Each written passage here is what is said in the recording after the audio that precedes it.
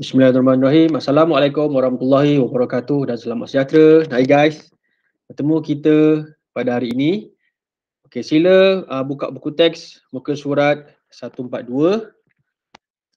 Okey, di mana hari ini kita akan belajar tentang lakaran reka bentuk fashion, analisis elemen dalam reka bentuk fashion.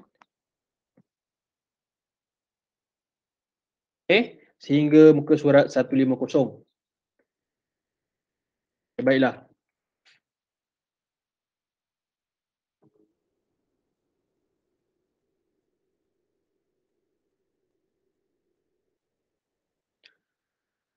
Okay, saya pasti pada PDP yang lepas pelajar dah belajar apakah yang dimasukkan dengan reka bentuk fashion, jenis dalam reka bentuk fashion, alatan-alatan yang digunakan dalam reka bentuk fashion. Okay, jadi untuk hari ini kita akan belajar ialah bagaimana untuk menghasilkan lakaran reka bentuk fashion. Okey, di mana dalam setiap bab dalam RBT selepas ini, mesti pelajar boleh menghasilkan lakaran. Jadi dalam lakaran sebenarnya lakaran terbagi kepada dua, iaitu lakaran dua dimensi iaitu 2D dan juga lakaran 3 dimensi ataupun lakaran 3D. Okay, ini ialah contoh lakaran 2D. Kalau kita lihat di mana lakaran 2D ini ialah satu bentuk. Satu rupa. Kalau dalam elemen reka bentuk dia ialah rupa. Dia hanya nampak satu permukaan sahaja. Okey. Manakala bagi lakaran 3 dimensi ataupun lakaran 3D dalam reka bentuk, dalam elemen reka bentuk, ia merupakan satu bentuk di mana kita boleh nampak pandangan hadapan, pandangan sisi dan juga pandangan atas sesuatu objek. Okey.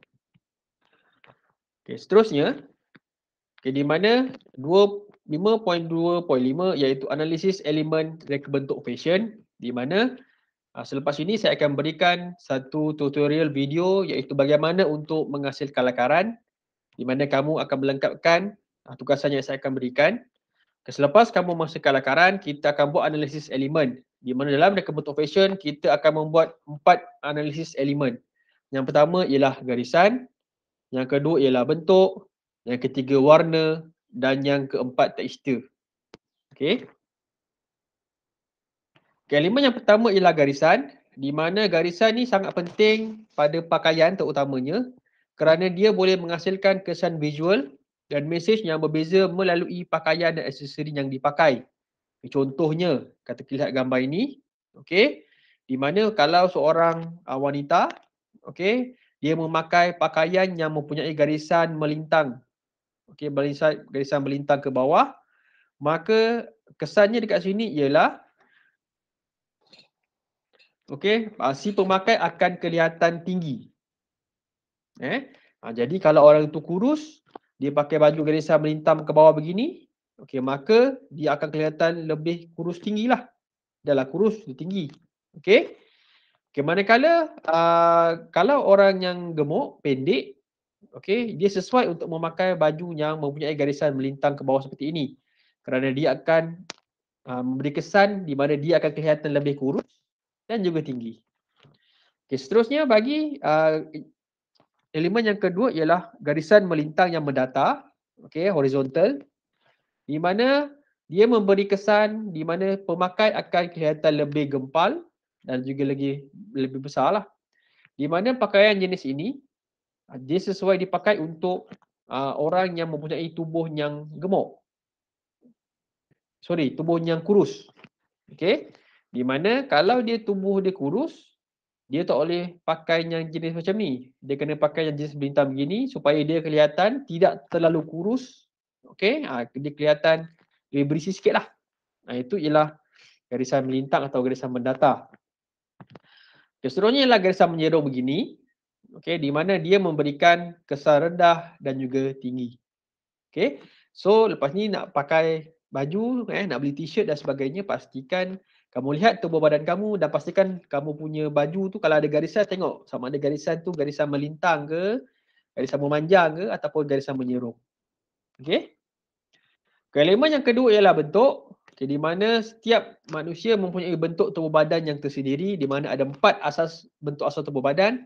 Yang pertama ialah bentuk segi empat ataupun bentuk tubular, di mana ukuran dada dan juga ukuran pinggang ni seimbang lah. Okay. Yang kedua ialah bentuk jam pasir ataupun hourglass. Okay, kalau kita lihat di sini, di mana uh, ukuran pinggul dan juga dada ni kelihatan ketara lah. Maksudnya kita nampak dia punya pinggang ni ramping. Ini bentuk hourglass. Okay, seterusnya ialah bentuk segitiga terbalik. Ini abang sadar lah. Ukuran dada dia besar. Dada dia besar. Abang sadar lah. Manakala di bahagian pinggul, dia kecil. Dan juga bentuk segitiga. Di mana bahagian dada kecil, bahagian pinggul dia besar. Ini perempuan selalunya. Okay. Di mana untuk bentuk segi empat ataupun bentuk tubular, orang yang punya tubuh badan bentuk segi empat ataupun bentuk tubular, dia hendaklah memakai pakaian yang menimbulkan kesan melintang. Melintang begini. Okay, di mana supaya dia kelihatan lebih gempal lah. Okay, dan juga menambah penggunaan aksesori pada bahagian bahu. Bahagian bahu ni tambahlah kain scarf ke apa. Okay, menggunakan tali pinggang yang lebar supaya dia tidak kelihatan terlalu kurus. Memilih baju dan seluar atau skirt yang lebih longgar. Dah lah kurus kan. Jadi kena pakai yang lebih longgar lah supaya dia nampak kelihatan gempal sikit. Dan tidak sendat. Dan memilih skirt yang kembang atau seluar yang berkaki lebar. Okay, bagi pelanggan yang mempunyai bentuk tubuh badan jam pasir ataupun hourglass, di mana ialah bentuk tubuh badan wanita lah yang paling ideal. Dan bentuk tubuh badan seperti ini membolehkan si pemakai memilih pelbagai style pakaian serta fashion mengikut kegemarannya. Maksudnya dia boleh pakai baju, banyak pilihan lah, pilihan baju dia. Di mana pelanggan seperti ini dia sesuai untuk menggunakan pakaian yang diperbuat daripada fabrik lembut atau beralun. Macam inilah. Dan boleh menggunakan pelbagai jenis warna terang dan juga warna gelap. Itu kelebihan bentuk hourglass ataupun jam pasir. Okay, seterusnya ialah bentuk segitiga terbalik. Segitiga terbalik abang sadar ataupun perempuan lah ada juga. Di mana pilih pakaian yang mempunyai pelapik bahu yang kecil. Supaya kalau dia pakai baju tu, dia tak nampak dia punya bahagian dada ni menonjol. Jadi pelapik bahu tu biar yang kecil lah. Okay. Atau tanpa pelapik bahu agar kelihatan lebih luas. Elakkan memakai skirt dan blouse yang terlalu labuh. Dan jaket bersama skirt atau seluar yang ketat di bahagian pinggul. Dan pakai pakaian di atas hendaklah berwarna gelap dan pada bahagian bawah pula berwarna gelap. Okay, maksudnya bahagian atas warna cerah, bahagian bawah warna gelap. Okay, maksudnya kalau dari segi pemakaian perempuan, skirt ataupun kain mestilah agak besar sikit lah. Dia tak boleh kecil. Kalau tak nampak, menunjukkan pinggul dia kecil. Okay, bagi pelanggan ataupun wanita selalunya yang mempunyai reka bentuk tubuh badan bentuk segitiga, selalunya yang gempal lah, orang gemuk ni, dia bentuk segitiga. Di mana dia adalah pilih skirt yang bergaris atau menggunakan seluar labuh atau palazzo. Dia kena pakai yang macam ni lah. Ada garis melintang ke bawah begini supaya dia tidak kelihatan terlalu gemuk. Pilih blouse yang berkolar luas. Pilih corak pakaian dengan garis menegak dan fabrik yang bertekstur halus. Maksudnya kainnya lembut lah. Dan pilih warna gelap. Jangan pakai warna terang lah. Itu dia. Jadi itu ialah dari segi elemen garisan. Okay. Seterusnya kita pergi kepada warna. Di mana warna juga memberi kesan kepada si pemakai. Di mana dia menjadikan bentuk sesuatu fashion itu lebih menarik. Warna juga dia memberikan pelbagai erti yang boleh mempengaruhi perasaan individu dan pemilihan warna dan aksesori pada pakaian hendaklah dapat membina imej diri dan keyakinan. Di mana kalau warna putih ini melambangkan kesucian, dia memberikan kesan yang tenang kepada si pemakai. Merah jambu dan ungu melambangkan kasih sayang dan tumpuan, memberikan aura positif kepada si pemakai. Manakala warna biru mampu melancarkan atau memudahkan komunikasi serta mendorong si pemakai untuk berfikiran rasional dan membuat keputusan dengan tepat.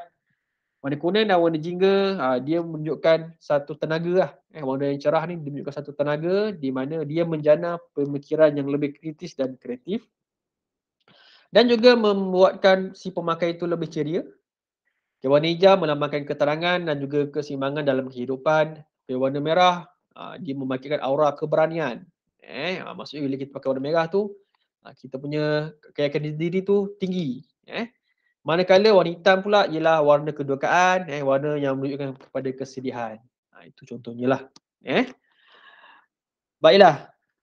Jadi setelah kita lihat pada 4 analisis elemen tadi, kita lihat kepada borang penilaian pelanggan di mana lepas kamu menegasikan lakaran, kita akan berikan borang penilaian pelanggan untuk pelanggan nilai adakah lakaran atau produk PC yang kita akan buat tu sesuai dengan kehendak dia ataupun tidak.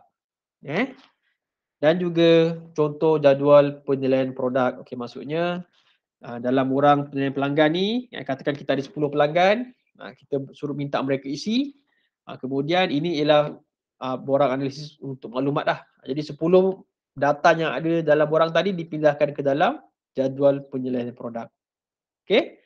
Baiklah pelajar, itu sahaja untuk hari ini. Okey. Jangan lupa like, share dan subscribe dan kita jumpa lagi untuk sesi akan datang. Bye. Assalamualaikum.